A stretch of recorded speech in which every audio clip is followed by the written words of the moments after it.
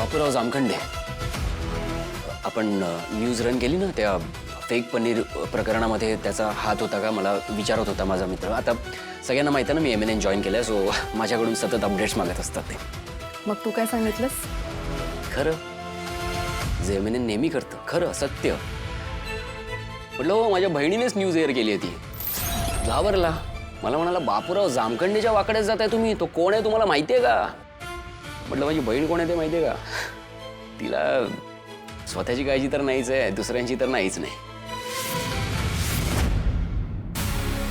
युवराज, तुला नेमकं काय म्हणायचंय नीट सांग. एक मिनिट मला आता कळत आहे काय कुठे चाललोय आपण. ते MNN सत्याची बाजू मांडतो वगैरे मला सगळं पाठ झालंय. मला फक्त एवढंच म्हणायचंय ताई, एकदा नीट विचार करणं.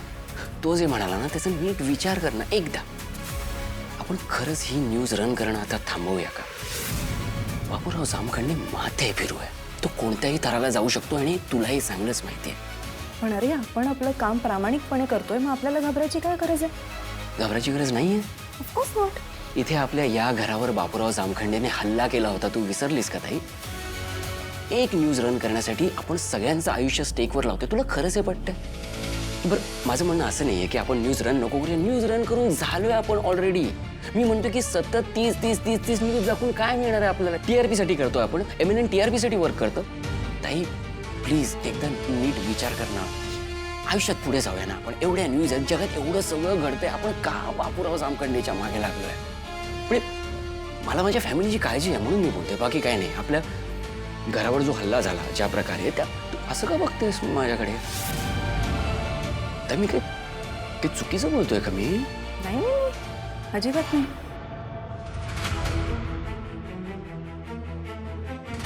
तुला खरंच फॅमिलीची काळजी आहे? Family first. माझ्या आईकडनं शिकलोय. युवराज, तुला फॅमिलीची काळजी आहे हे चांगलं आहे. पण जर तुला बापूराव जामखंडेची काळजी असेल तर युवराज नालायक घाणेरडा माणूस. युवराज सारखा नाही, हा तसा नालायक माणूस मी पाहिलाच नाहीये कधी. प्लीज. मला बापूराव जामखंडेची काळजी असेल, बरोबर आहे. मी माझ्या फॅमिलीपेक्षा वर बापूराव जामखंडेला ठेवणार. मला म्हणजे तसं नाही म्हणायचं. त्याची न्यूज रन नाही झाली तर मला त्रास नाही होणार. काय मला कळत नाही तुला काय म्हणायचंय? फॅमिलीपेक्षा मला तो महत्वाचा आहे का? असं मला अजिबात म्हणायचं नाही. रिलॅक्स. ओके, तुला जर खरंच आपल्या फॅमिलीची काळजी वाटत असेल तर ते चांगलंच आहे ना. पण जर या सगळ्यात फॅमिलीची काळजी सोडून तुझा दुसरा काही हेतू आहे असं मला कळलं तर गाठ माझ्याशी आहे, एवढं लक्षात ठेव.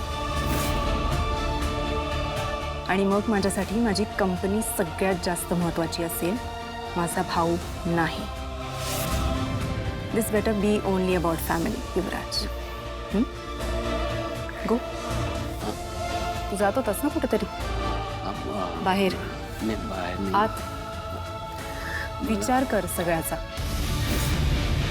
शांत डोक्याने विचार कर.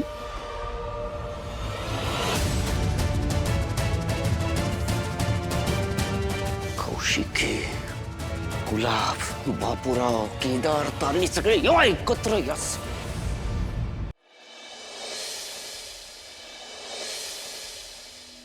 केदार, ए केदार, बाबा या ना.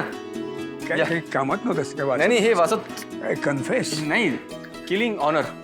अच्छा, हे या ना तुम्ही. या काय काम होतं का? अरे नाही नाही नाही, मी सहज आलो होतो यार. तुझ्या खोलीमध्ये आल्यावर असं देवकी आणि तुला भेटल्यासारखं वाटतं रे. तुमच्या जवळ आल्यासारखं वाटतं म्हणून आलो, बाकी काय. खूप प्रेम होतं ना तुमचं आईवर? खूप. अरे शब्दात सांगता येणार नाही इतकं.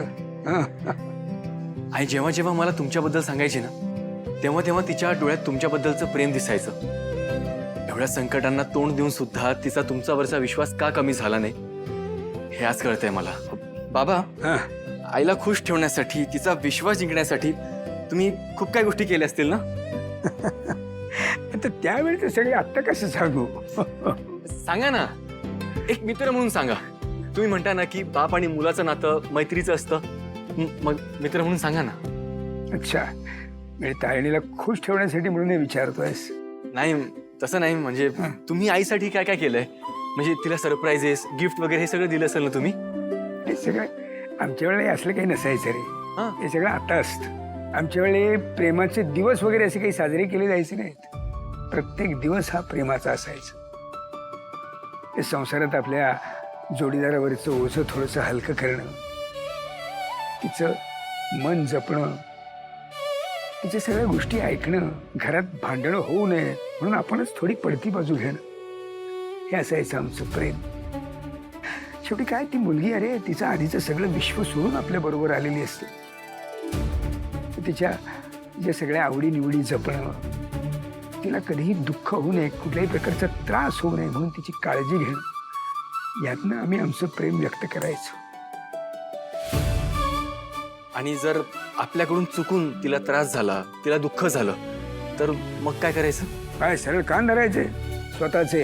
हां, वादापेक्षा नेहमी नात्याला प्राधान्य द्यायचं. काय आहे, आपल्या पुरुषाला नेहमी सवय असते कधी कमीपणा घ्यायचा नाही, पडती बाजू घ्यायची नाही. हां, आपला अहंकार कधीही बायकोसमोर दाखवायचा नाही.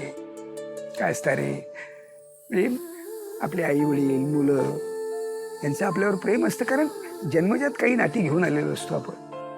पण बायको ही एकमेव व्यक्ती अशी असते की जी आपण जसे आहोत तसं तिने आपल्याला स्वीकारलेलं असतं आणि आयुष्यभर साथ देण्याचं वचन दिलेलं असतं तिने आपल्याला. त्यामुळे तिच्या इतकं महत्वाचं या जगामध्ये दुसरं कोणीही नाही. माझ्यासाठी तर तीच सगळ्यात जास्त महत्वाची आहे. झालं तर मग हे बघ, आपल्या मनातलं प्रेम व्यक्त करायला कधी मागे पुढे बघायचं नाही, संधी शोधत बसायचं नाही. ज्यावेळी मनात प्रेम येईल, जसं येईल त्या क्षणी व्यक्त होऊन मोकळं व्हायचं. हां, तुला एक गंमत सांगतो.